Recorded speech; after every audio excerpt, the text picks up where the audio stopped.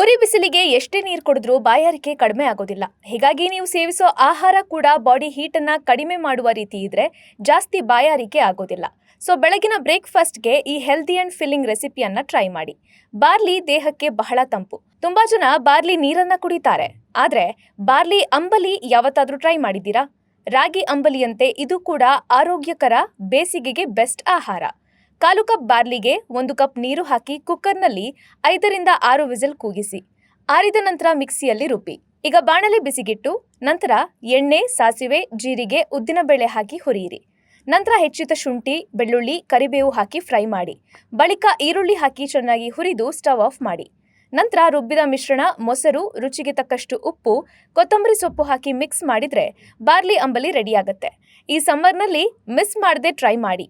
ಇದೇ ರೀತಿಯ ಇನ್ನಷ್ಟು ಹೆಲ್ತ್ ಟಿಪ್ಸ್ಗಾಗಿ ಹಾಗೂ ರೆಸಿಪಿಗಳಿಗಾಗಿ ಡಾಕ್ಟರ್ ಬಾಸ್ ಚಾನಲ್ನ ಸಬ್ಸ್ಕ್ರೈಬ್ ಮಾಡಿ, ಹಾಗೆ ಬೆಲ್ ಐಕನ್ನ ಕ್ಲಿಕ್ ಮಾಡಿ.